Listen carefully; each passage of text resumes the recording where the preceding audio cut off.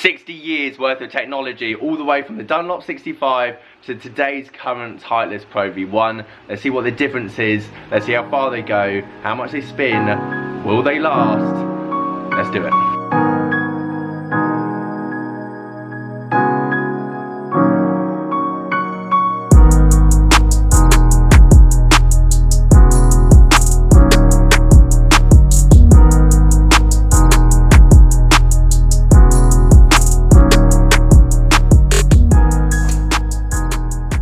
So firstly, a massive thank you to one of our members, Tony Payne down here, who's lent me his collection of golf balls. He's got so many different kind of golf balls. Obviously I'm going to do a test of basically 60 years worth all the way up to today's. But if you have got any ideas for tests, I'm thinking today's driver against a driver that was 50 years old, and then crossing over the golf balls and see which one goes further. So ideas like that, if you've got any suggestions, then please leave a comment down below. But today's video is me hitting a wedge, a 7-iron and a driver with all 4 of these golf balls, basically going from today, which is obviously 2019, all the way back to the 1960s. Now I think I've dated all of these golf balls correctly, but if I'm slightly out, I do apologise. Some of these golf balls are twice the age of me. So yeah, I'm going to be hitting a wedge, an iron and a driver with all of them. I haven't particularly gone like manufacturer orientated, so I've got a Callaway MD3 wedge, P730 TaylorMade iron, and then the Ping at G400 in terms of the driver, just to keep it constant. And we're going to have a look at the numbers, see what the spin rate is, and see how good these balls are. Obviously Titleist has pretty much retained the title as the #1 ball in golf, even though I'd say over the last 4 years manufacturers have definitely caught up in terms of durability, spin rate and everything else. But especially over the last 25 years, they've pretty much dominated, especially when they brought the Tour Pro out, the Pro 90, mainly because it had a lot of the qualities of the older golf balls, but it lasted a lot longer. When they had the Balata balls, they were great, you were able to shape them, but after 3 holes, you had to pretty much put it in the bin. So, less talking, more hitting. Guys, if you're new to the channel, welcome. My name's Simon. Leave this video a like, subscribe if you're new. Let's get into the test. What an interesting test this was. Hitting all 4 of these golf balls with a wedge, then on my 7-iron and then driver, and I'll give you as much information as I possibly can to basically show where the ball has come from. And the ball has made a big difference, especially in today's game. Can't stress that enough. I honestly feel that the game is a lot easier with the golf balls that we play now, as well as a lot more cost effective. You can get multiple rounds out of a golf ball nowadays, even the cheaper golf balls than you would have back in the day, especially with the Dunlop 65 or the Tour Balata. Just hitting these with wedges and irons, you can see the covers of these starting to wear a bit, just from obviously hitting on the iron, for example, and hitting off the mat.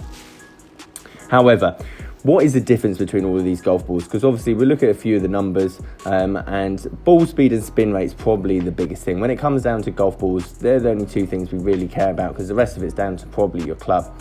The notable difference is ball speed definitely increased from the Dunlop 65 to the Pro V1. However, between the other 2 golf balls, ball speed never really increased. It's more to do with that spin rate, and then obviously, as I said, the durability. Golf balls needed to sell better, so the longer they lasted, the more likely people would tend to go towards that golf ball. And that's my feeling anyway.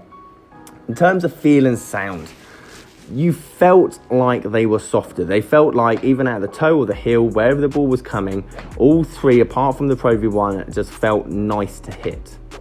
And I think that's a big thing when it comes to golf balls. I remember when Nike brought out their golf ball, the 1X, I think it was. In terms of performance, it was great. I remember the rep telling me all about it, but it sounded and felt horrendous. Therefore, no one would touch it. And I think that was the big thing when they brought out the Pro 90, because it was a lot harder than previous balls, because it was a lot more durable. People were concerned, because a ball that feels hard feels like there's no spin rate.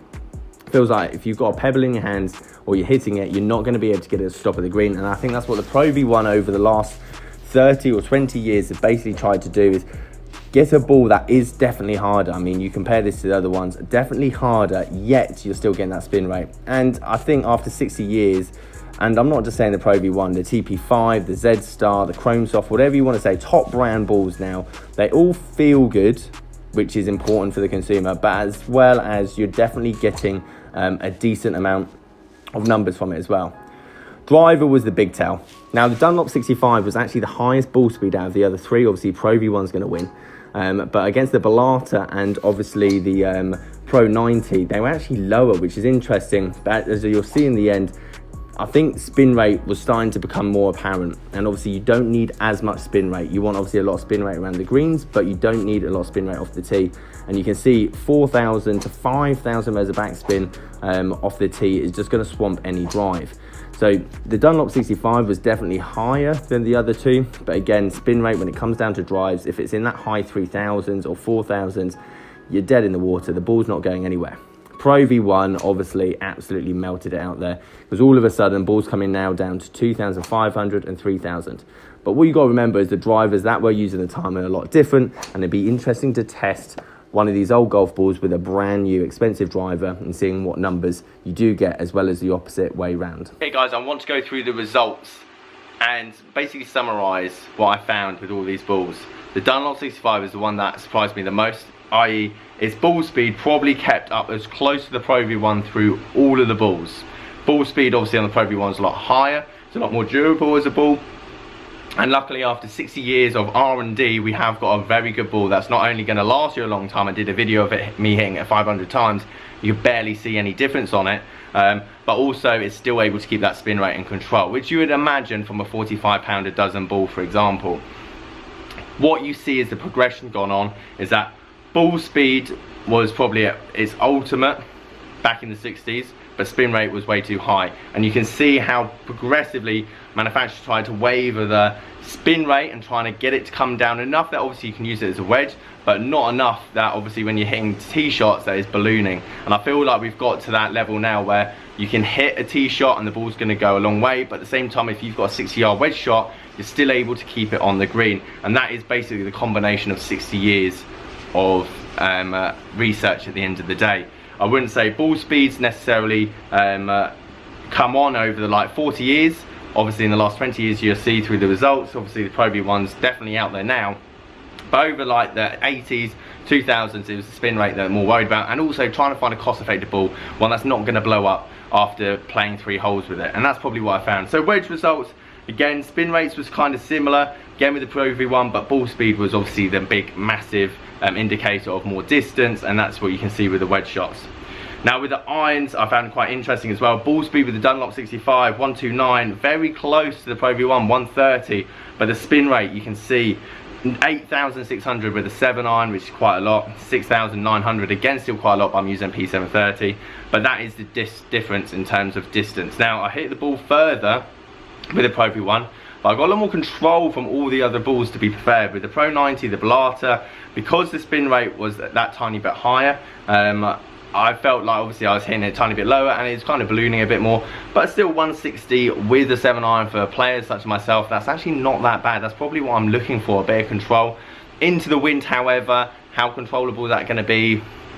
You don't quite know, and that's why it's the balance between that spin rate and distance. The same as an iron fit or a driver fit, you want to make sure you're getting that right balance. But again, as you look down the range, for example, even though I didn't hit it as consistently, the Pro V1 was still going a lot further.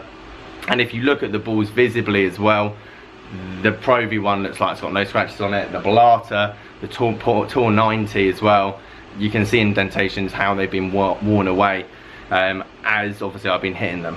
And then lastly, the driver, the one we all care about. Dunlop 65, again, ball speed on average was higher than both the Bellata and the 90, but again the spin rate was just way too high. Actually the Tour Bellata was even higher, but then the Pro 90, again you can see with the Pro 90 when they brought it out, that transition of making a more durable ball, something that people could use for a lot longer, play with, and the spin rate comes down, hence why the ball was going so much further than your Tour Bellata, for example. It wasn't necessarily ball speed, it's the fact that obviously the spin rate came down. And then obviously the Pro V1 again dropped, still high for me. I've just used a 9° X Flex driver, which is potentially not as optimum setup for me, but you can see ball speed massive increase, 176 compared to obviously 170, which is the highest with the Dunlop 65, and then obviously a bit further. But 60 years worth of distance, you're talking a grand total of about 80 yards between them, which isn't that much at the end of the day. So when you're looking at it, I guess what I'm trying to say is definitely come on, balls have definitely increased. And actually, interestingly, is that I think if I hit a 60-year-old driver with a brand new Pro V1 and a brand new driver, 450 quid with a Dunlop 65, I probably hit the Pro V1 further. And I think the ball design, we've definitely come on a lot. I feel like we definitely get a lot more for our money, and actually it makes the game a lot easier. You look at tour pros nowadays, they're able to throw it over all the obstacles that they weren't able to use to, where how the courses were designed. They had to shape shots, they had to hit them around corners, fades, cuts, having to hit a draw to get a tiny bit more yardage. Whereas now, you watch the big guys, they're teeing it up high, they're bombing it out there 340 over the trees, especially when it's downwind, and then they're able to nip in a wedge from about 90 yards. And the ball has transformed this game, especially at the top end, quite considerably. Right guys, there is my roundup. Guys, if you like this video, leave this video a like. If you want to have any suggestions on what I should do with these balls or what kind of tests you would like to see, then obviously leave them in the comment section below. And yeah, catch you guys later.